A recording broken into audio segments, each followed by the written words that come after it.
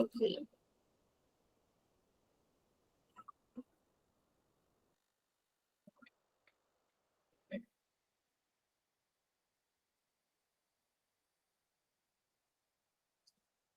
Okay, तो आज हम पढ़ेंगे उपनिषद, है ना। सबसे पहले हम पढ़ेंगे इंट्रोडक्शन। मेरे बारे में सभी जानते होंगे वैसे, मेरा नाम पूजा सिंह राजपूत है। नेट जेआरएफ क्वालिफाइड हूँ, पीएचडी स्कॉलर हूँ एलएनआईपी ग्वालियर में। ठीक है, सो मैं आप लोगों को उपनिषद पढ़ाऊंगी। मैं सबसे पहले हम परिचय पढ़ते हैं, जो मेन रहता है। स्टार्ट हो गई है ना रिकॉर्डिंग, स्टार्ट कर दूं? हाँ मैम। ओके ठीक है। सबसे पहले उपनिषद। उपनिषद का देखेंगे कि उपनिषद की उत्पत्ति कैसे हुई है, किन शब्दों से हुई है। तो उपनिषद को 3 शब्दों में डिवाइड किया गया है ना। उपनिषद, इन 3 शब्दों में डिवाइड किया गया है और कहा गया है कि इन 3 शब्दों से मिलकर ही उपनिषद बनता है। ठीक है, और उपनिषद में आप देखेंगे जो ब्रह्म है, जो ईश्वर है, आत्मा और परमात्मा, इन 2 चीजों का ज्ञान मिलता है। ज्ञान के द्वारा ब्रह्म से साक्षात्कार किया जाता है, वही क्या है, उपनिषद है। उपनिषद शब्द का साधारण अर्थ। सबसे पहले उपनिषद के जो 3 जो शब्द हैं, उपनिषद, इन तीनों का अर्थ क्या है, उनका हम अर्थ देखेंगे। तो इसका जो एक ब्रॉड लेवल पे देखें तो समीप बैठना, ईश्वर के समीप बैठना या गुरु के समीप बैठना या गुरु के चरणों के पास बैठना और उपनिषद का ज्ञान लेना, मतलब ज्ञान प्राप्ति के लिए गुरु के पास बैठना या ईश्वर के पास बैठना, यही उपनिषद है। तो यहाँ पर यही बोला गया है, समीप उपवेशन, समीप बैठना और उपनिषद उपसर्ग का सदघात धातु यहाँ पे बताई गई। तो मेन आपको क्या है, उपनिषद का समीप उपवेशन या समीप बैठना, या तो गुरु के समक्ष बैठना या ईश्वर के समक्ष बैठना। तो गुरु के समक्ष बैठकर क्या करना है, ज्ञान की प्राप्ति के लिए गुरु के समक्ष बैठना है। और ईश्वर के समक्ष बैठते हैं जो भक्ति योग करते हैं, तो ईश्वर के समक्ष बैठते हैं। जैसे मीराबाई थी, श्री कृष्ण की भक्ति करती थी, तो वो उन्हीं से ही ज्ञान प्राप्त करती थी, तो उनके समीप बैठकर उनकी उपासना करती थी। ठीक है, अब यहाँ पर हम देखेंगे जो सद धातु है उसका अर्थ क्या होता है, क्योंकि उपनिषद सद धातु से निष्पन्न होता है। तो सद का तात्पर्य 3 लिया गया है। पहला विसरण, दूसरा गति और तीसरा है अवसादन। विसरण अर्थात विनाश, किसी चीज का जो विनाश करे। गति ज्ञान और प्राप्ति। अब विनाश यहाँ पे किस चीज का होगा, तो अज्ञान का विनाश होगा। ठीक है, ज्ञान और प्राप्ति, जहाँ पर गति हो रही है, मतलब जहाँ पर व्यक्ति प्रोग्रेस कर रहा है, उसका आत्मा लेवल पे गति हो रही है, ना कि मतलब हम सांसारिक चीजों की बात करेंगे। तो गति हो रही है, तो ज्ञान का लेवल उसका बढ़ रहा है। अवसादन अर्थात शिथिल होना। आपने शिथिल होने से तात्पर्य है यहाँ पर कि एकदम मतलब एक ऐसा भाव आ जाता है जहां पर ना तो आपको सुख होता है ना दुख होता है। तो यहाँ पर शिथिल से तात्पर्य है, ठीक है, कि जहां पर आपको दोनों ही भाव न लगे, जब आप समत्व की स्थिति पर आ जाते हैं, तो वही शिथिल अवस्था होती है। अर्थ देखेंगे यदि, अर्थ क्या क्या है इसके, कि उपनिषद से क्या क्या होता है। तो ताप का नाश होता है, पाप और ताप का नाश, सच्चे ज्ञान की प्राप्ति, आत्मा की प्राप्ति, अविद्या का नाश। ठीक है, ये सब चीजें इंपॉर्टेंट नहीं है एग्जाम की दृष्टि से, लेकिन एक बेसिक नॉलेज के लिए पढ़ना जरूरी है कि उपनिषद में क्या क्या चीजें। ठीक है, उपनिषद को अध्यात्म विद्या, ब्रह्म ज्ञान, आत्मज्ञान और तत्व ज्ञान आदि नामों से जाना जाता है। वेदों का शीर्ष या अंतिम सर्वश्रेष्ठ भाग होने से इसे वेदांत भी कहते हैं।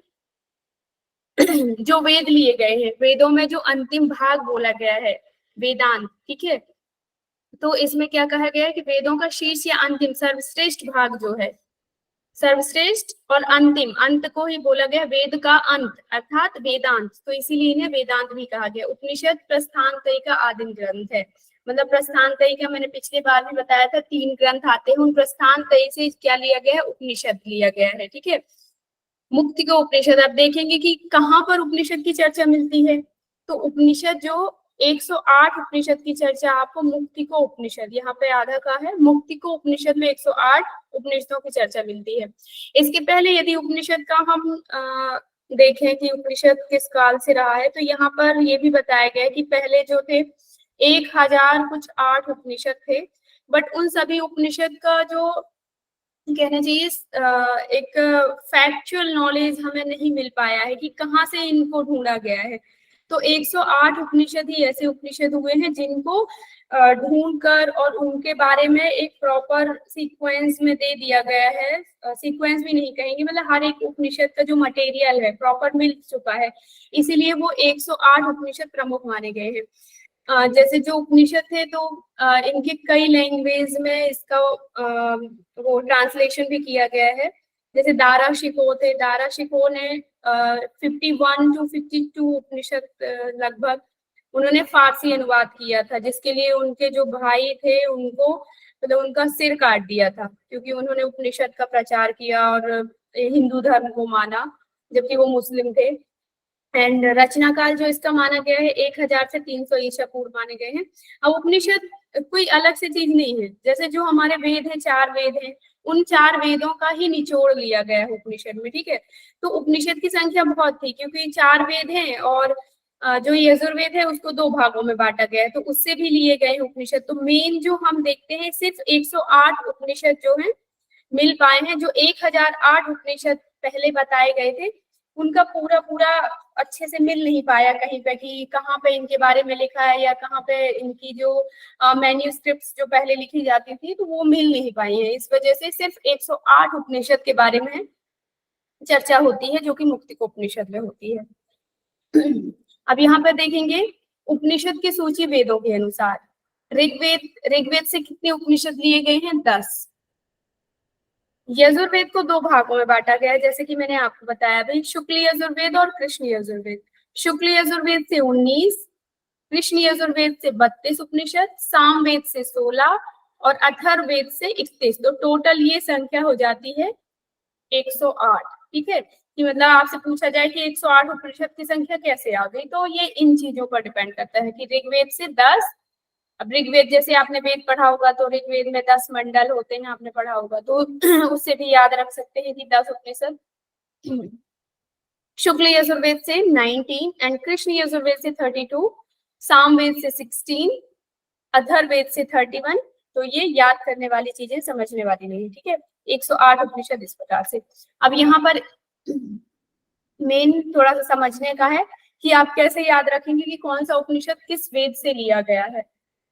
तो आपको ज्यादा याद नहीं करना, मेन आपके जो 10 उपनिषद हैं, ईश, केन, कट, प्रश्न, मुंडक, मांडुक, ऐतरेय, तैतरेय, छंदोक और बृहदारण्यक, जो आपका यूनिट 2 का पार्ट है, तो उसमें क्या है, ईशावास्य उपनिषद जो फर्स्ट उपनिषद है और जो लास्ट उपनिषद है, आप देखेंगे ये सेम वेद से लिए गए हैं, अर्थात शुक्ल यजुर्वेद से। ठीक है, आप यहाँ देखेंगे केन उपनिषद और लास्ट का छंदोग उपनिषद, ये सामवेद से लिया गया है।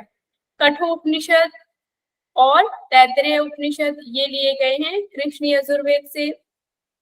प्रश्न उपनिषद, मुंडक उपनिषद और मांडुक उपनिषद ये तीनों अथर्ववेद से लिए गए हैं, और ये लाइन से ही आते हैं। जब आप उपनिषद पढ़ते हैं, 10 उपनिषद का सीक्वेंस देखेंगे तो प्रश्न, मुंडक, मांडुक्य ये तीनों अथर्ववेद से लिए गए हैं। सिर्फ इसमें एक ऐसा उपनिषद है जो ऐतरेय उपनिषद से लिया गया है। और जो मुख्य यौगिक उपनिषद हैं 8, उनमें से कौन सा उपनिषद है जो ऋग्वेद से लिया गया है? उसमें भी एक उपनिषद ही है, नाद बिंदु। हाँ, नाद बिंदु उपनिषद वहां पर ऋग्वेद से लिया गया है ना, और यहाँ ऐतरेय उपनिषद दिया गया है। तो इस प्रकार से आप देखेंगे ईशावास्य उपनिषद, बृहदारण्यक। यहाँ पे मैंने एक चार्ट बनाया था जो वो इस पे लगा दिया है ना, जब मैं स्टडी करती थी उस टाइम पे बनाया था मैंने। तो आप ये देखेंगे शुक्ल यजुर्वेद से 2 उपनिषद, फिर लास्ट सेकंड और लास्ट सेकंड जो है यहाँ पर सामवेद से 3rd और लास्ट से 3rd, कृष्ण यजुर्वेद से बीच के 3 है अथर्ववेद से, देन ऐतरेय उपनिषद ऋग्वेद से। ठीक है, अब ऐसे भी याद कर सकते हैं कि कठोपनिषद तो का से कृष्ण, ठीक है, कृष्ण यजुर्वेद। ईशावास्य तो ईश, शुक्ल यजुर्वेद। एंड देन नेक्स्ट हम आगे बढ़ते हैं, ईशावास्य उपनिषद देखेंगे। ठीक है, अभी यहाँ कोई डाउट तो नहीं है ना किसी को? ये सिर्फ बेसिक चीजें बताई है, ठीक है, इससे कोई मतलब नहीं है, एक जनरल नॉलेज के लिए कि हमें पता होना चाहिए कितने उपनिषद हैं, क्या इसका अर्थ है। ठीक है, किसी को कुछ पूछना तो नहीं है इससे? देन हम ईशावास्य उपनिषद स्टार्ट करेंगे।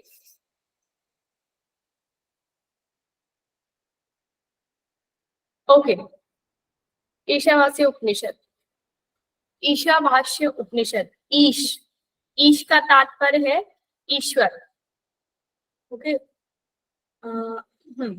ईश का तात्पर्य क्या है? यहाँ से ईश से तात्पर्य है ईश्वर। तो ईश्वर का जहां पर वास होता है उस उपनिषद की बात करेंगे जहां पर सिर्फ ईश्वर की चर्चा की गई है, ईश्वर के बारे में बताया गया है। तो सबसे पहले देखेंगे किस उपनिषद से, वेद से लिया गया है। तो ये शुक्ल यजुर्वेद से लिया गया है, शुक्ल यजुर्वेद की काण्व शाखा से लिया गया है। ये प्रश्न आ भी चुका है एक दो बार कि शुक्ल यजुर्वेद की किस शाखा से लिया गया है ईशावास्य उपनिषद। कितने मंत्र हैं इसमें? तो 18 मंत्र हैं। जिस प्रकार गीता के अध्याय जो हैं 18 हैं, उसी प्रकार इसमें गीता के अध्यायों की तरह 18 मंत्र हैं शुक्ल। और इसमें क्या होता है, गीता में जो चीजें दी हुई हैं उससे थोड़ा बहुत सिमिलर है, इसीलिए गीता से इसको कंपेयर किया गया है या गीता की तरह माना गया है कि जिस प्रकार भगवत गीता है उसी तरह ईशावास्य उपनिषद है। शुक्ल यजुर्वेद का 40वां अध्याय है। ये भी इंपॉर्टेंट है कि शुक्ल यजुर्वेद का कौन सा अध्याय है? 40वां। ठीक है, 40 नंबर का सबसे अंतिम ही है 40वां जो अध्याय है। तो शुक्ल यजुर्वेद का 40वां अध्याय को क्या कहा गया है? ईशावास्य उपनिषद। इसका जो सबसे मोस्ट इम्पोर्टेंट शब्द है ईशावास्यमिदं सर्वम। जो ईश है वो सभी जगह व्याप्त है। ठीक है, तो यहाँ पर ये पूरा मंत्र नीचे आप देखेंगे, ईशावास्यमिदं सर्वम यत् किंचित जगत्याम जगत तेन त्यक्तेन भुज्याथा मा ग्रथा कश्चिश्विदथाना। ठीक है, यहाँ पर इसके बारे में हम आगे पढ़ेंगे। मेन यही बताया गया है कि इस जगत में और जो भी कुछ व्याप्त है वह सब ईश्वर का है, आपका कुछ भी नहीं है। तो जिस पर भी हम अहंकार करते हैं या जो कुछ भी हमें मिला हुआ है वह सब किसका है? ईश्वर का है और ईश्वर के द्वारा ही मिला हुआ है। तो सबसे पहले आपका जो विषय है ये मेन अभी क्या देखा हमने कि 18 मंत्र हैं, शुक्ल यजुर्वेद के 40वें अध्याय से लिया गया है और शुक्ल यजुर्वेद की कांड शाखा से लिया गया है। ये तीन चीजें यहाँ पर इंपॉर्टेंट थी। देन आपका जो सिलेबस है, सिलेबस में हमें क्या क्या पढ़ने की आवश्यकता है? हम पूरा उपनिषद नहीं पढ़ेंगे। कर्मनिष्ठा की अवधारणा, विद्या की अवधारणा, ब्रह्म ज्ञान और आत्मज्ञान। ठीक है, कर्मनिष्ठा की अवधारणा, जैसे ही कर्मनिष्ठा की अवधारणा आती है तो ये जो बोला गया है ये यहाँ पर उसका ही मंत्र दिया हुआ है। तो कहा गया कि यह धन किसका है? तो उत्तर में कहते हैं यह धन एवं सृष्टि ईश की है, इसका अनासक्त त्याग भाव से उपभोग करना चाहिए। मतलब जो भी आपके पास धन है, धन का तात्पर्य यहाँ से सिर्फ भौतिक धन की बात नहीं की गई है। ठीक है, यहाँ पर आध्यात्मिक धन की भी, आध्यात्मिक धन क्या होता है? विद्या, जो ज्ञान होता है। ठीक है, तो आपके पास जो ज्ञान है, जो धन है, ये सृष्टि में जो कुछ भी व्याप्त है प्रत्यक्ष और अप्रत्यक्ष रूप से, वह सब किसका है? ईश्वर का है और उसका अनासक्त अर्थात त्याग पूर्वक उपभोग करना चाहिए। मतलब ऐसे उपयोग करना चाहिए जैसे मान लीजिए मैं ये लैपटॉप लेकर आप लोगों को पढ़ा रही हूँ, ठीक है, तो इसका त्याग पूर्वक उपभोग करना है। ये नहीं कि कल के लिए यदि मेरे पास लैपटॉप ना रहे तो मैं डिप्रेशन में चली जाऊंगी, मैं कैसे पढ़ाऊंगी। मोबाइल से पढ़ा सकते हैं, या तो आपके पास नहीं होगा तो आप पुस्तक से पढ़ सकते हैं, किताबों से पढ़ सकते हैं। तो हमारे पास कुछ ना कुछ उसका एक बाय प्रोडक्ट होना चाहिए। ऐसा नहीं कि हमारे पास ये चला गया तो अब हम नहीं रह सकते हैं ना। तो चीजें जब जाती हैं तो उससे दूसरी चीजों के बारे में देखकर एंड उन चीजों के बारे में सोचकर कि ये ईश्वर का है, ये भी ईश्वर का था, वो भी ईश्वर का था, जो है वो भी है, जो नहीं है वो भी है। ठीक है, तो इस प्रकार से उपभोग करेंगे तो इससे क्या होगा? मेन जो बता रहे हैं यहाँ पर कि कर्म निष्ठा की अवधारणा है। तो आप कर्म जब करेंगे तो वो निष्काम कर्म कहला जाएगा। गीता में आप यही पढ़ते हैं, कर्म निष्ठा यहाँ बोला गया है, तो गीता में इसके लिए क्या कहा जाता है कि निष्काम कर्म, कि जो भी है अनासक्त त्याग पूर्वक उपभोग करिए, त्याग पूर्वक कर्म करिए, तो वो निष्काम कर्म हो गया। जीवन और जगत को ईश्वर का आवास है, इस अनुशासित जगत में कर्म निष्काम कर्म करते हुए 100 वर्ष का विकार मुक्त जीवन जीने की कामना करना है। अब यहाँ देखिए कहा गया कि आपका जो जीवन है और ये जो जगत है ये क्या है? जगत को ईश्वर का आवास है। आपका जीवन भी और जगत भी ईश्वर का आवास है। और इसको क्या कहा गया है? अनुशासित जगत कहा गया। अनुशासित जगत क्यों कहा गया है? अनुशासित जगत इसीलिए कहा गया है कि जब सृष्टि को बनाया गया, ठीक है, तो 100 वर्ष की आयु दी गई, उसके साथ साथ उसको बांटा भी गया। 4 जो आपका कुल है उस पर बांट दिया गया कि आपका जो 4 आयु हो जाएंगी, सबसे पहले 25 वर्ष की, ठीक है, आपका ब्रह्मचर्य आश्रम, ठीक है, फिर आपका सेकेंड जो 25 वर्ष हो जाएगा, देन थर्ड 25, फोर्थ 25, तो ऐसे करके 4 आश्रम में बांटा गया है, ठीक है। इसके बाद यहाँ देखेंगे, लेकिन आपको यहाँ पर 4 आश्रम पढ़ना नहीं है, आपने उसमें पढ़ा होगा, बाकी चीजों में पढ़ा होगा कि 4 आश्रम, ठीक है। तो यहाँ पर सिर्फ बताया गया है कि अनुशासन किस प्रकार से बताया गया है कि पहले आपको शिक्षा धारण करना है, फिर गृहस्थ में धारण करना है, तो गृहस्थ को चलाना है, देन उसके बाद संन्यास धारण करना है, और लास्ट में संन्यास धारण करना है। तो पहले विद्या, फिर गृहस्थ, गृहस्थ के बाद थर्ड मुझे याद नहीं आ रहा है, ठीक है, किसी को याद है? वानप्रस्थ, तो वहां पर वानप्रस्थ जीना है, देन फोर्थ आपका संन्यास, ठीक है, कि आपको सन्यासी बन के रहना है। तो यहाँ पर निष्काम पूर्वक, जैसे आपने रामायण में देखा होगा, जब रामचंद्र और सीता जी आ जाते हैं, तो सीता जी और रामचंद्र के वापस आने के बाद जो उनकी माताएं होती हैं, कहते हैं सारी चीजें हो गई हैं, अब हम वन की ओर प्रस्थान करेंगे, तो वो वन की ओर प्रस्थान कर जाती है, वहां पर उनका जो होता है संन्यास आश्रम आ जाता है, ठीक है। इसी प्रकार महाभारत में होता है, जब महाभारत युद्ध हो जाता है, तो जो गांधारी होती हैं वो और जो कुंती होती हैं, दोनों ही इसमें क्या बोलते हैं, जंगल की ओर प्रस्थान कर जाती हैं, कहती हैं अब हमारा संन्यास लेने का समय आ चुका है। तो मतलब वो ग्रह का त्याग कर देती हैं, जो भी चीजें उनके पास है उसका त्याग करके और बाकी चीजों का उपभोग कर छोड़ करके सिर्फ सन्यासी जीवन जीने लगती है, ईश्वर की उपासना करने लगती है। तो इस प्रकार से इसीलिए इसको अनुशासित जगत कहा गया है कि निष्काम पूर्वक कर्म करना है। लेकिन कहा गया कि जो भी इसका उल्लंघन करता है तो उसको क्या कहा गया है, आसुर कहा गया है, कि वह असुर है, उसको असुरों की श्रेणी में रखा जाता है। अब वह असुर क्या होता है, जो आत्मा का हनन करता है, अर्थात जो आत्मा की उन्नति में बाधा बनता है। आत्मा की उन्नति कैसे होती है, तो ज्ञान के द्वारा ही होती है। जितना आप ज्ञान प्राप्त करेंगे, जितना आप ज्ञान की चीजें पढ़ेंगे, स्वाध्याय करेंगे, उससे ही आत्मा का उन्नति होगी। लेकिन यहाँ क्या कहा गया, आसुर, आत्मा का हनन करने वाला, शरीर इंद्रियों में लिप्त, अज्ञान, दुख, क्लेश, अंधकार से घिरा हुआ, अनुशासन का उल्लंघन करने वाला, ये स्पेलिंग यहाँ मिस्टेक है, अनुशासन का उल्लंघन करने वाला, आसक्त भाव से कर्म करने वाला। तो आसुर की ये 4 डेफिनेशन दी गई है। ये पूछा जा सकता है कि आसुर किसे कहा गया, तो पूछा जा सकता है आत्मा का हनन करने वाले को क्या कहा जाता है, या इंद्रियों में लिप्त, अज्ञान, दुख, क्लेश, अंधकार से घिरा हो जो व्यक्ति, उसे क्या कहा जाता है, या अनुशासित जगत का उल्लंघन करने वाले व्यक्ति को क्या कहा जाता है, तो आसुर कहा जाता है। मेन अब हम यहाँ देखते हैं परम ब्रह्म का स्वरूप, कि वह ईश्वर कैसा है। यहाँ पर ईश्वर की विशेषताएं बताई गई हैं, और यह विशेषताएं आप अन्य 1-2 उपनिषद में पढ़ेंगे, जैसे आप मुंडक उपनिषद में भी पढ़ेंगे, मुंडक उपनिषद में भी सेम यही चीजें दी हुई हैं। तो ईश अचल है, मन से अधिक गतिमान, तीव्र गति, स्थिर भी है, मतलब तेज से तेज, जितना भी कहीं गतिमान है, और स्थिर भी है, ज्ञान का स्वरूप, दूर से दूर और निकट भी है, ब्रह्म से ही मातृश्वा आपा, अब ये आप 3 उपनिषद में पढ़ेंगे, मातृश्वा, ठीक है। तो यहाँ कहा गया कि जो वायु है, जल है, पृथ्वी है, नेचर है, कुछ भी चीज है, वो सब किससे है, ब्रह्म से ही उसका निष्पादन हुआ है, ठीक है। यहाँ पर ध्यान रखिएगा, ब्रह्म है, ब्रह्मा नहीं, ठीक है। तो ईश अचल है, मन से अधिक गतिमान है, स्थिर भी है, ज्ञान का स्वरूप है, दूर से दूर, ये विशेषताएं हैं ये, ठीक है, ईश्वर की। आपको यहाँ पर ये कुछ याद करने की आवश्यकता नहीं है, ना ही ये ऐसे प्रश्न में पूछी जाती है। शुक्रम, अब परमात्मा के कुछ गुण बताए गए हैं।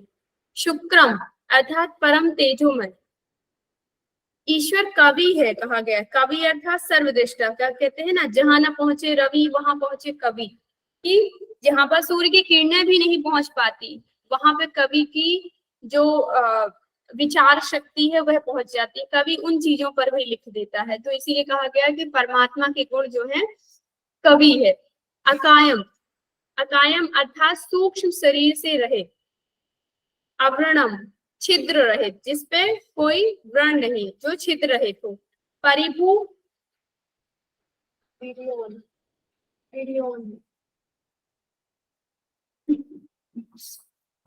परिभू सर्वत्र व्याप्त, है ना, जो सभी में व्याप्त हो वह परिभू है।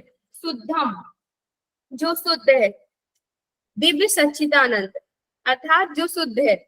अपाप विद्यम, जिस पर कोई पाप नहीं है, अर्थात जो शुभ कर्म संपर्क शून्य है, मतलब ना तो शुभ कर्म होंगे ना अशुभ कर्म होंगे, सभी कर्मों से जो शून्य है वह अपाप विद्यम है। परिरात, सभी जगह व्याप्त है। स्वयंभू, स्वेच्छा से प्रकट होता है जो। मनीषी, सर्वज्ञ, जो सर्वज्ञ है, जो ज्ञान का स्वरूप है। ये सिर्फ आपको एक बार पढ़ना है, इसको याद करने से आपको कोई तात्पर्य नहीं है, ना ही ये प्रश्न में आज तक कभी आया। इन फ्यूचर यदि कभी बने तो हो सकता है कि विशेषता या गुण पूछ ली जाए, इस वजह से मैंने इसको सिर्फ स्लाइड में मेंशन किया कि एक बार आपको देखना है, ठीक है, इंपॉर्टेंट नहीं है। मेना में इंपॉर्टेंट आई यहाँ से चीजें। आत्मानुभूति, ज्ञान प्लस अनुभूति, ठीक है। आत्म की अनुभूति, जैसे मैंने कहा कि ज्ञान, आत्मा का यदि हमें कहते हैं आत्मा का हनन कर रहा है तो आसुर हुआ, और आत्मा की उन्नति कर रहा है तो मतलब वो ज्ञान की प्राप्ति कर रहा है। तो यही यहाँ पर कहा गया है कि आत्म अनुभूति, कि ज्ञान की अनुभूति कैसे होती है, ठीक है। तो मनुष्य जब संपूर्ण प्राणियों में परमात्मा में, संपूर्ण प्राणियों को परमात्मा में और संपूर्ण प्राणियों में परमात्मा को देखता है, वह द्वेष घृणा रहित होता है, आत्मभाव है, ना विजुगुप्सा। ये प्रश्न आ चुका है इस वाली लाइन से कि संपूर्ण प्राणियों को परमात्मा में और संपूर्ण प्राणियों को परमात्मा में, ठीक है। मतलब संपूर्ण जितने भी प्राणी है, मतलब जैसे आप लोग पढ़ रहे हो, ठीक है। अब मैं ये सोचूं कि मैं किसी व्यक्ति विशेष को पढ़ा रही हूँ, तो नहीं, मैं किसी व्यक्ति विशेष को नहीं पढ़ा रही हूँ ना। हमें क्या मानकर चलना है कि आप किसी आत्मा से पढ़ रहे हैं और आपको कोई आत्मा पढ़ा रही है, ठीक है। जैसे मैं देखूं कि सभी आत्माओं को मैं पढ़ा रही हूँ, तो वहां पे आत्मा का जो भाव होता है वह परमात्मा का भाव होता है, मतलब जहां भी हम आत्म भाव ले आते हैं। तो वही कहा गया कि जब संपूर्ण प्राणियों में परमात्मा को और संपूर्ण प्राणियों को परमात्मा में और संपूर्ण प्राणियों में परमात्मा को देखता है, और द्वेष घृणा रहे, ना तो किसी से द्वेष रहे ना किसी से घृणा रहे, ऐसा जब आत्म भाव होता है, ना तो विजुगुप्सा रहे, तो ऐसा व्यक्ति जो होता है तभी उसको आत्मानुभूति होती है। तो यहाँ पर जो प्रश्न आया था, द्वेष घृणा रहित संपूर्ण प्राणियों में जो परमात्मा को देखते हैं तो वह कैसा होता है, तो आत्मभाव कहलाता है या आत्मानुभूति होती है उस व्यक्ति को। इस प्रकार से कुछ प्रश्न पूछा गया था, जब हम प्रश्न करेंगे तो देखेंगे। और यहाँ से भी एक प्रश्न था शायद, मनुष्य मोह शोक से रहित। मनुष्य को जब परमात्मा साक्षात्कार आत्मभाव एकत्व की अनुभूति होती है, सभी में एकत्व भावना से मनुष्य मोह शोक से रहित उच्च अवस्था आनंद की प्राप्ति कर लेता है, यही आत्मज्ञान है। मतलब आत्मज्ञान की डेफिनेशन भी पूछी जा सकती है कि आत्मज्ञान क्या है। तो एक तो जब हुआ कि परमात्मा का साक्षात्कार करे, द्वेष और घृणा रहित रहे, और एकत्व भावना से मनुष्य मोह शोक से रहे, ठीक है। 4 चीजें याद रखना है। पहला क्या, द्वेष घृणा रहित, परमात्मा का साक्षात्कार हो मतलब वह आत्मभाव हो, और मोह शोक रहित हो, तब जाकर के उसे आत्मज्ञान की प्राप्ति होती है, ठीक है। और यही उसकी उच्च अवस्था कहलाती है, अर्थात आनंद की प्राप्ति कहलाती है। मतलब जब आत्मज्ञान की प्राप्ति होती है तो उसे क्या कहते हैं, आनंद की प्राप्ति, ठीक है। देन विद्या और अविद्या। विद्या क्या है और अविद्या क्या है, ठीक है। सबसे पहले देखेंगे, यहाँ पे 2 चीजें बताई गई है विद्या अविद्या में। कहा गया एक तो पहले सिर्फ विद्या की उपासना करनी है और एक सिर्फ अविद्या की उपासना करनी है। फिर कहा गया कि पहले विद्या और अविद्या की दोनों साथ में उपासना करते हैं और इनके फल बताए गए। तो यहाँ पर देखिए, केवल अविद्या की उपासना यदि कोई व्यक्ति करता है या कोई साधक करता है तो क्या होगा, तो कहा गया भौतिक ज्ञान कर्म अनुष्ठान, है ना, कि वह भौतिक ज्ञान जो रहेगा आपका, देखा जाए मतलब अविद्या बताया गया कि क्या होता है कि जो भौतिक ज्ञान है, जैसे हम पढ़ रहे हैं अभी, ठीक है, या आपका देख लिया जाए कि जो भी हम जैसे केमिस्ट्री हो गई, फिजिक्स हो गया, मैथ्स हो गया, या किसी एग्जाम का प्रिपरेशन हम कर रहे हैं, जैसे हम नेट की तैयारी कर रहे हैं, तो अभी हम क्या कर रहे हैं, हम अपनी आत्मा के लिए ज्ञान की प्राप्ति नहीं कर रहे हैं, हमको नेट JRF क्वालिफाई करना है, दैट्स व्हाई हम उपनिषद पढ़ रहे हैं। तो यहाँ पर क्या हुआ कि भौतिक ज्ञान की जो प्राप्ति कर रहे हैं वह क्या है, अविद्या है। कर्म अनुष्ठान जो करते हैं, जो भी हम कर्म करते हैं उनका अनुष्ठान जो करते हैं वह अविद्या कहलाती है। तो कहा कि केवल अविद्या की उपासना यदि कर रहे हैं, केवल आप भौतिक ज्ञान प्राप्त कर रहे हैं या केवल कर्म का अनुष्ठान कर रहे हैं, तो इससे क्या होगा, अंधः तमः अर्थात अंधकार की प्राप्ति होगी। ठीक है। फिर कहा गया कि केवल विद्या की उपासना करते हैं। विद्या क्या होता है, आध्यात्मिक ज्ञान। अब जैसे आप उपनिषद पढ़ रहे हैं, वेद पढ़ेंगे, ये सब क्या है, आध्यात्मिक ज्ञान है। ठीक है। स्वाध्याय करेंगे और उनको अपने जीवन में कहीं ना कहीं उतारने का प्रयास करेंगे, तब वो क्या हो जाएगा, आध्यात्मिक ज्ञान कहला जाएगा। अभी हम उपनिषद एग्जाम की दृष्टि से पढ़ रहे हैं, तो हम सिर्फ अपने काम की चीजें पढ़ रहे हैं, जितनी भी हमें पेपर में पूछी जानी है, तो वो भौतिक ज्ञान हो गया। लेकिन इसी चीज को जब आप अपनी आत्मा की शांति के लिए, आत्मिक उन्नति के लिए पढ़ेंगे, तो वह आध्यात्मिक ज्ञान कहला जाएगा। ज्ञान अनुष्ठान जब आप करेंगे, ठीक है, तो केवल विद्या की जब उपासना करते हैं तो क्या होता है, घोर अंधकार की प्राप्ति होती है। ठीक है, सिर्फ मतलब तमो बोल दिया गया है, तमो। तो यहाँ पर देखिए, केवल अविद्या की उपासना करेंगे तो अंधकार की प्राप्ति होगी, और केवल विद्या की उपासना करेंगे तो घोर अंधकार की प्राप्ति होगी। अब कहा गया कि यदि दोनों की साथ में उपासना की जाए तो क्या होगा, तो कहा गया यदि अविद्या और विद्या की साथ में उपासना की जाए तो अविद्या द्वारा मृत्यु को पार करते हुए विद्या द्वारा अमृत की प्राप्ति होगी। मतलब भौतिक ज्ञान हो गया और उसके साथ साथ आध्यात्मिक ज्ञान।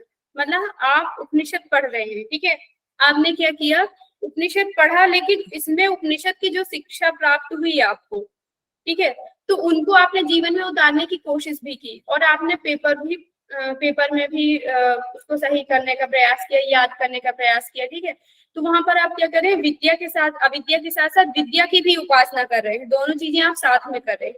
जैसे मान लीजिए हम अदर सब्जेक्ट की बात करें, आप देखेंगे फिजिक्स हो गया, केमिस्ट्री हो गया, मैथ्स हो गया, वहां पर आपको नॉलेज मिल रहा है, लेकिन कौन सा मिल रहा है, भौतिक नॉलेज। वहां पर आपकी आत्मा की उन्नति नहीं होती है। तो वहां आपकी आत्मा की उन्नति नहीं होगी, तो वहां पर क्या होगा, वहां पर आप अंधकार में जाएंगे, और विद्या की उपासना करेंगे तो घोर अंधकार में। लेकिन आप जब उपनिषद यहाँ पढ़ रहे हैं, तो योग का एक यही सबसे बड़ा बेनिफिट है कि आप कर्म और ज्ञान दोनों मार्ग पर चल रहे हैं। आप अपना कर्म भी कर रहे हैं कि मतलब आप पढ़ाई कर रहे हैं, जॉब के लिए भी ट्राई कर रहे हैं, उसके साथ साथ आप अपने ज्ञान अर्थात आप अपने आत्मा की उन्नति के लिए ध्यान करते हैं, योग करते हैं, तो ये चीजें, दोनों चीजें आप कर रहे हैं। तो यहाँ पर अविद्या और विद्या की एक साथ आप उपासना कर रहे हैं, तो क्या होगा, विद्या अविद्या द्वारा मृत्यु को पार करते हुए विद्या द्वारा अमृत की प्राप्ति होती है। ठीक है, अब ये ऐसा क्यों लिखा है, क्योंकि अविद्या क्या होती है, अविद्या से मृत्यु की प्राप्ति होती है। लेकिन आपने उसमें पढ़ा होगा योग बीज में, हाँ योग बीज है शायद, वहां पे मरकट और क्या लिखा है, दो शब्द आता है, काकमड और हाँ, तो वहां पे क्या बताया गया, यही कि मतलब व्यक्ति ज्ञान प्राप्ति करते करते और उसका अभी मतलब वो अच्छे से नहीं प्राप्त कर पाता, तो उसकी मृत्यु हो जाती है, फिर दूसरा जन्म लेता है, तो उसी को कंटिन्यू करता है, देन उसका क्या होता है, फिर से अमृत की प्राप्ति होती है, या उसको मोक्ष की प्राप्ति मिल जाती है। तो सेम यही है कि अविद्या द्वारा मृत्यु को प्राप्ति तो होगी, लेकिन कहीं ना कहीं आपने ज्ञान प्राप्ति किया था, इसी वजह से आपको अमृत की भी प्राप्ति होगी, जब आप उसको कंटिन्यू आगे अगले जन्म में उसको कंटिन्यू करते रहेंगे तो। ठीक है, इसमें किसी को कोई डाउट तो नहीं है। ये विजुप्सा का क्या मतलब है, ना विजुप्सा घृणा होता है इसका मतलब, तो घृणा क्या हुआ, विजुप्सा का मतलब पूछ रहे हो, उसका मतलब तो होता है मैम घृणा करना है। हाँ हाँ, यही घृणा है, ये ना विजुगुप्सा, मैंने इसी को लिखा, द्वेष घृणा रहित, ना विजुगुप्सा। ठीक है, कि घृणा ना हो, ना ही द्वेष हो। नेक्स्ट इसी से रिलेटेड दो शब्द और हैं, असंभूति और संभूति। असंभूति कहा गया जैसे अविद्या था वैसे ही असंभूति, जैसे विद्या था वैसे ही संभूति। असंभूति का अर्थ होता है विनाश, बिखराव। अब विनाश किन चीजों का होता है, विनाश होता है भौतिक चीजों का। ठीक है, विनाश होता है भौतिक चीजों का। क्या आध्यात्मिक चीजों का विनाश होगा, क्या आप ज्ञान का विनाश कर सकते हैं, कभी नहीं कर सकते। ठीक है, तो यहाँ पर कहा गया विनाशशील देवों को साकार रूप से जब हम पूजा करते हैं, जैसे जो लोग मूर्ति पूजा करते हैं, ठीक है, उनको हम गलत नहीं कहेंगे, वो भक्ति योग वाले हैं, ठीक है। और जो स्वाध्याय करते हैं, उपनिषद पढ़ते हैं, वेद पढ़ते हैं, या ईश्वर की ध्यान के द्वारा प्राप्ति करते हैं, या तो मंत्र जाप करते हैं, वो क्या होते हैं, वो आपको देखा जाए तो इसका क्या बोलते हैं, आध्यात्मिक रूप से ईश्वर को पूजे, मतलब ज्ञान, ठीक है। अब यहाँ पर देखा जाए असंभूति, बिखराव, विनाश, विनाशशील देवों को साकार रूप में पूजना, अज्ञान स्वरूप, तो यहाँ पर क्या होगी, अंधकार की प्राप्ति, सीम अविद्या की तरह, अंधा तमो, मतलब यहाँ पर मेन देखा जाए तो यहाँ पर क्या है, इसको भक्ति योग कहा गया कि विनाशशील देवों की जो पूजा की जाती है, जितने भी देवी देवता हैं वो विनाशशील है। विनाशशील क्यों कहा गया है, क्योंकि देखिए यदि हम प्रभु श्री राम की पूजा करते हैं, श्री कृष्ण की पूजा करते हैं, तो हम उनको क्यों पूजते हैं, हम उनके गुणों के कारण उन्हें पूजते हैं, कि मतलब उनके अंदर इतने गुण विद्वान थे जिन्होंने सृष्टि में धर्म की स्थापना की, ठीक है, इस वजह से हम उनकी पूजा करते हैं। लेकिन कहीं ना कहीं उनका विनाश तो हुआ, मतलब श्री राम का जन्म हुआ था तो श्री राम की मृत्यु भी हुई है, ठीक है, मृत्यु तो नहीं कहेंगे उनके लिए, मतलब क्योंकि वो एक महान आत्मा है, ठीक है, लेकिन फिर भी क्या है वो आप देखा जाए यदि तो चिरंजीवी नहीं है, ऐसे देखे जाए तो, ठीक है। इसी प्रकार श्री कृष्ण का हुआ है। तो यहाँ पर बाकी चीजों को लिया जाए, जो भौतिक चीजें हैं जो हमारे पास है, ठीक है, यदि जैसे मैं हूँ या आप हैं, हमने जन्म लिया है तो हमारी मृत्यु भी होनी है, तो यहाँ पर क्या है कि असंभूति जो है विनाश है। तो यदि हम विनाश वाली चीजों जो उत्पन्न हुई है और जो खत्म हो जाएगी, उन चीजों की सिर्फ हम पूजा करते जाते हैं, अर्थ नहीं समझ रहे हैं। मतलब श्री राम को कहा जाता है उनको पूजने से ज्यादा यदि उनके आप चीजों को अपने अंदर धारण करते हैं तो उससे ज्यादा पुण्य मिलेगा, उससे ज्यादा श्री राम आपसे खुश होंगे कि रेदर देन कि आप पूजा कर रहे हैं। मैं किसी को मतलब विरोध नहीं कर रही हूँ जो पूजा पाठ कर रहे हैं, ठीक है, ऐसा मत सोचिएगा मैं भी करती हूँ पूजा पाठ, तो एक बात जो है वो बोल रही हूँ, ठीक है। एंड अज्ञान स्वरूप, तो वहां पे क्या होता है कि अंधकार की प्राप्ति होती है जब हम असंभूति की उपासना करते हैं। एंड केवल संभूति की उपासना जहां पे संगठन और सृजन हो रहा है, अविनाशी परमात्मा निराकार, ठीक है, ये तो हो गए देवों की पूजा किया, और यहाँ पर क्या हुआ, परमात्मा की जो अविनाशी है, जो निराकार है, उसकी पूजा करते हैं ज्ञान स्वरूप। तो तमो, वे भी घोर अंधकार में जाते हैं, मतलब कहा गया कि सिर्फ जो भक्ति योग में लगे हुए हैं वह भी अंधकार में जाएंगे, कहा जो ज्ञान योग में लगे हुए हैं वह भी अंधकार में जाएंगे। तो कहा गया कि कैसे अमृत की प्राप्ति होगी, जब परमात्मा की प्राप्ति करने, अब इसीलिए बैठ कर दिन भर भजन करती रहूं, कुछ और कर्म ना करूं, ठीक है, तो क्या होगा, उससे क्या मेरा उन्नति होगी, कोई उन्नति नहीं होगी। इसी प्रकार यदि देखा जाए कि सिर्फ बैठ करके मैं ध्यान करती रहूं, सिर्फ योग करती रहूं और कुछ ना करूं, ठीक है, तो क्या उससे उन्नति होगी, उससे भी कोई उन्नति नहीं होगी। तो यहाँ पर यदि अंधकार में जाएंगे तो यहाँ घोर अंधकार में जाएंगे, क्योंकि यहाँ वाले व्यक्ति को तो पता नहीं है, जो ये है कि इसको पता नहीं है कि ज्ञान भी होता है, लेकिन इसको तो सब कुछ पता होते हुए भी, कि जैसे गीता में कहा गया है ना कि कर्म करिए, ये नहीं कि आपको बैठ जाना है एक जगह। श्री कृष्ण कहते हैं कि कर्म करते हुए बाकी चीजों को करना है, तो हमें सारे कर्म को कैसे निष्काम पूर्वक भाव से करना है, वही वहां पर क्या हो जाता है, परमात्मा की उपासना हो जाती है, परमात्मा को समर्पित करते हुए करना है। तो जब दोनों की एक साथ उपासना की जाएगी, असंभूति और संभूति, मतलब आप ज्ञान और कर्म योग को और भक्ति योग को सबको एक साथ करोगे, तब जाकर के असंभूति से मृत्यु को प्राप्त करते हुए संभूति से अमृत की प्राप्ति होगी। यहाँ पे किसी को कोई कॉन्फ्लिक्ट तो नहीं है कि मतलब कुछ अलग लग रहा हो कि ये कैसे हो गया, किसी को कुछ पूछना है? No ma'am, clear. ओके, ठीक है। नेक्स्ट ब्रह्म ज्ञान कहा गया, हे पूषण, हे स्वीर, हिरण्यगर्भ पात्रे ज्योतिर्मय सूर्य मंडल पात्र से ढके हुए मुख के आवरण को हटा लीजिए। मतलब यहाँ पे क्या हो रहा है कि साधक ईश्वर का पूजा करने के लिए बैठा या ईश्वर का ध्यान करने के लिए बैठा, तो उसको इतना तेज प्रकाश आ रहा है कि वह ठीक प्रकार से ध्यान भी नहीं कर रहा है। तो इसीलिए ईश्वर की जो कल्पना की गई है, कहा गया कि हे शूर, वेट,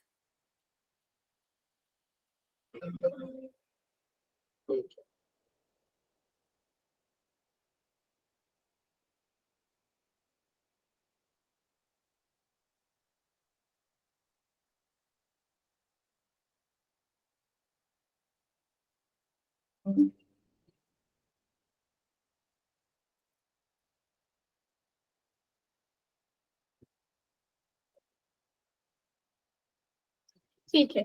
यहाँ पर ब्रह्म ज्ञान का बताया गया कि ब्रह्म ज्ञान की प्राप्ति कैसे होगी। ठीक है, तो जब जो साधक था वो ध्यान करने के लिए बैठा, तो उसने अनुभव किया कि जो ईश्वर का तेज है वो सूर्य की तरह है। जैसे सूर्य की किरणों में आप ज्यादा देर तक बैठ नहीं सकते हैं, सूर्य को आप ठीक से देख नहीं सकते हैं, इतना तेज उसका होता है।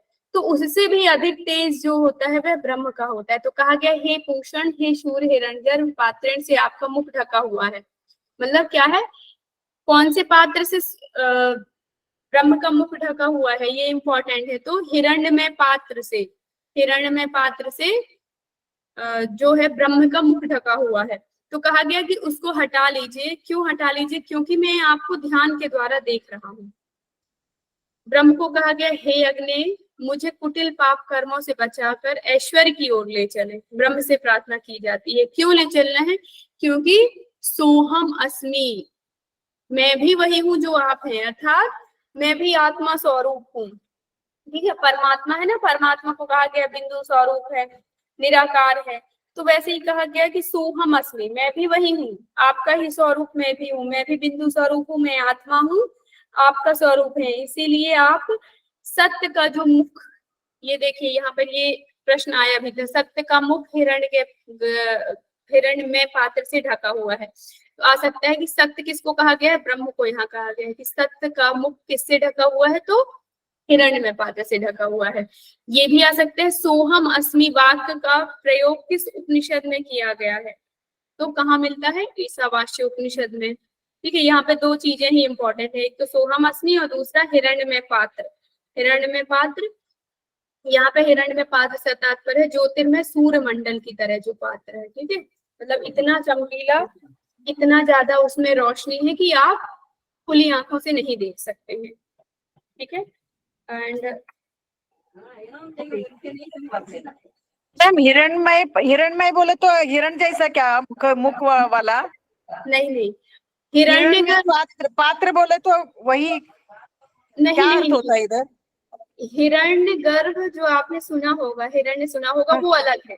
ठीक है, यहाँ पे हिरण्य से तात्पर्य है इतना ज्यादा चमकदार कि ज्योतिर्मय, ज्योतिर्मय सूर्य मंडल। देखिए ये, इसीलिए मैंने ये इस पे लिखा हुआ है, यहाँ पर ये पॉइंटर है जहाँ, देखिए ये हिरण्यमय का तात्पर्य है ज्योतिर्मय सूर्य मंडल पात्र। ठीक है, ज्योतिर्मय सूर्य मंडल, सूर्य के लिए अपना बताया गया है इधर। सूर्य का सूर्य के लिए नहीं बताया गया है, सूर्य के लिए नहीं बताया गया, सूर्य की तरह, सूर्य अच्छा, से सूर्य की कंपेयर किया गया है कि जिस प्रकार सूर्य में इतना तेज है कि आप खुली आंखों से नहीं देख सकते हैं, तो उसी प्रकार कहा गया कि हिरण्य, हिरण्य किसको बोला गया है? सूर्य को बोला गया है। ठीक है, तो कहा गया कि हिरण्य में, कि सूर्य की तरह इतना तेज है आप में कि मैं देख नहीं पा रहा हूँ, और उससे आपका क्या है? मुख ढका हुआ है। तो वही कहा गया हिरण्य में पात्र, वही मंडल। ठीक है, ओके मैम, थैंक। ओके, अभी और किसी को कुछ पूछना है ईशावास्य उपनिषद से? ठीक मैम, ज्ञान अनुष्ठान इसका अर्थ क्या होता है मैम? इसका बता देंगे। ज्ञान क्या अनुष्ठान जो बताए, ज्ञान ज्ञान, अनुष्ठान जो इधर शब्द है, अनुष्ठान। अच्छा इससे पूछ रहे हैं क्या आप? ईशावास्य उपनिषद से? ठीक मैम है, यहाँ पर बताया ना, केवल विद्या की उपासना और आध्यात्मिक ज्ञान और अज्ञान का अनुष्ठान जो बताए थे। ठीक है। अनुष्ठान करना मतलब जिस प्रकार से कहते हैं ना, यज्ञ का अनुष्ठान करना, किसी चीज का आपको कहना चाहिए, क्या बोलूं, अनुष्ठान शब्द जो होता है उस चीज की प्रक्रिया को कहा जाता है, जो प्रक्रिया हम करते हैं। जैसे ज्ञान हो गया, ज्ञान का अनुष्ठान करना मतलब ज्ञान की प्राप्ति के लिए जो आप प्रक्रिया अपनाते हैं, या तो आप वेद को पढ़ते हैं, उपनिषद को पढ़ते हैं, या तो आप ध्यान करते हैं, योग करते हैं। ये सब क्या है? ज्ञान का अनुष्ठान है, ईश्वर की प्राप्ति के लिए जो आप अनुष्ठान कर रहे हैं। ठीक है, ओके। ओके। नेक्स्ट, और किसी का कोई प्रश्न?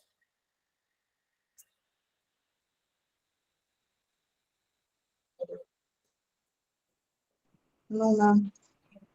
मैम जो पहला वाला स्लाइड दिखा है उसको दिखा दो, सबसे पहला वाला स्लाइड।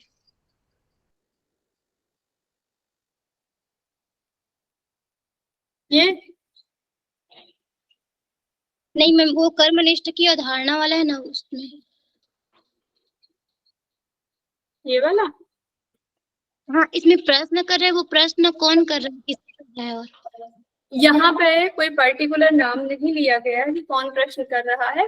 वहां पे एक प्रश्न की संज्ञा दी गई है। ठीक है, हो सकता है कि उस समय पे शिष्य और गुरु के बीच संवाद हुआ हो, है ना, जैसे अन्य उपनिषद में बताया गया है, बट यहाँ कोई स्पेसिफिक नाम नहीं दिया गया है। तो ऑब्वियस सी बात है कि शिष्य ही प्रश्न कर रहा होगा कि यह धन किसका है। ठीक है, तो उत्तर जो उनके गुरु देते हैं कि यह धन, सृष्टि, सब कुछ इसकी है और अनासक्त भाव से त्याग पूर्वक उसका उपभोग करिए। ठीक है, ओके मैम। मैम पहला वाला स्लाइड दिखा दीजिए, पहला फर्स्ट वाला। जब स्टार्ट करें ना, वो 4 उपनिषद के पहले हाँ, परिचय का। Okay, 1 minute. Thank you ma'am. Okay, most welcome. और किसी को कुछ पूछना है? बाकी सभी समझ आ गया। बहुत इजी उपनिषद है, इसमें सबसे ज्यादा आपसे विद्या, विद्या से, असंभूति, संभूति से, देन ये ब्रह्म ज्ञान से सोहम अस्मि, हिरण्यमय पात्र, यहाँ से पूछा जाता है क्वेश्चन। और ये इधर से पूछा जाता है, जैसे विषय की कर्मनिष्ठा की अवधारणा, ये विद्या, विद्या की अवधारणा, ब्रह्म का ज्ञान, आत्मभाव किस उपनिषद से संबंधित है। तो जो आपका सिलेबस है वह भी पूछा जा सकता है। किस वेद से लिया गया है, कितने मंत्र हैं, क्योंकि इसमें सबसे कम मंत्र हैं, मतलब सबसे नहीं, जो 10 उपनिषद है उसमें कम, बाकी 12 उसमें योग राज उपनिषद में ना शायद 12 मंत्र, तो ये 18 मंत्र हैं, इसीलिए इसमें पूछा जा सकता है। किस यजुर्वेद के 40वां अध्याय, तो कौन सा अध्याय है ये भी पूछा जा सकता है। ठीक है, या तो ये मंत्र पूछा जा सकता है कि ईशावास्यमिदं सर्वम यत् कीर्तनं जगाद, तो एक लाइन दे दिया, बोला गया कि ये किसमें दिया गया है।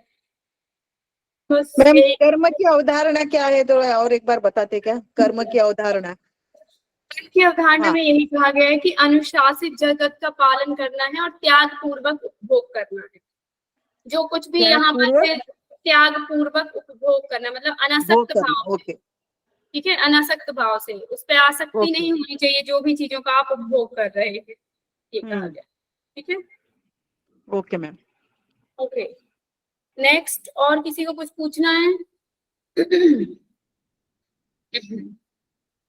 केन उपनिषद पढ़ा दूं मैं? Yes ma'am. केन हाँ उपनिषद जी बहुत- इसमें केन क्वेश्चन उपनिषद- कैसे आएगा किसमें घोर अंधकार से मतलब जो आप बोल रहे हैं किसमें घोर अंधकार प्राप्त होगा और किससे अंधकार प्राप्त होगा, इस तरह से भी क्वेश्चन आएगा क्या? किस प्रकार से, फिर से रिपीट करिए। नहीं, जैसे बहुत सारी जगह मतलब आता है ना, संभूति असंभूति वाला भी जैसे आया है, तो अगर मतलब ऐसा करेंगे तो आप अंधकार प्राप्त होगा, या मतलब ये करेंगे तो इससे घोर अंधकार प्राप्त होगा, तो इस तरह से भी कोई क्वेश्चन बनता है क्या? हाँ, इनका ना क्वेश्चन आया है, पिछले भी उसमें आया है। जैसे उस पर लिखा हुआ था कि केवल विद्या की उपासना करने से या केवल अविद्या की उपासना करने से क्या प्राप्ति होती है। ठीक है, तो वहां पर ऑप्शन दिए रहेंगे, और ये क्वेश्चन ऐसे हैं कि इन क्वेश्चन पे हम ऑप्शन पर डिपेंड रहते हैं। ठीक है, क्योंकि जो कई बार एग्जामिनर क्या कर देते हैं, लास्ट टाइम वहां पे 2-3 ऑप्शन अलग दे दिए थे और एक में लिख दिया था कि अंधकार की प्राप्ति होती है, जबकि क्या है, घोर अंधकार की प्राप्ति होती है। ठीक है, तो वो अंधकार में भी आप लगा सकते हैं, और ये भी दे सकता है कि दोनों की उपासना करने से क्या होगा, तो अमृत की प्राप्ति। सिर्फ इतना भी दे सकता है कि विद्या और अविद्या की एक साथ उपासना करेंगे तो क्या होगा। यदि आता है कि मृत्यु को पार करके अमृत की प्राप्ति, तो आप इसमें टिक करोगे। यदि मृत्यु को पार करके आता है सिर्फ, तो उस पर टिक नहीं करोगे। लेकिन आ जाता है सिर्फ अमृत की प्राप्ति और मृत्यु को पार करके अमृत की प्राप्ति, ये ऑप्शन नहीं है, तो अमृत की प्राप्ति में आप लोग जाओगे। तो आपका प्रश्न पर डिपेंड करता है कि आपका वहां ऑप्शन क्या दिए हैं, ऑप्शन पर डिपेंड करता है। वैसे तो सीधा सीधा लेते हैं, लेकिन कई बार थोड़ा सा पजल करने के लिए क्वेश्चन को घुमा देते हैं। Okay okay, thank you. Okay, और किसी को कुछ पूछना है? फिर मैं केन उपनिषद स्टार्ट करती हूँ, ठीक है। केन उपनिषद बहुत छोटा सा है, 15 मिनट में हो जाएगा, ठीक है। फिर हम इसके कल क्वेश्चन भी कर लेंगे, देन नेक्स्ट उपनिषद। ओके जी मैम।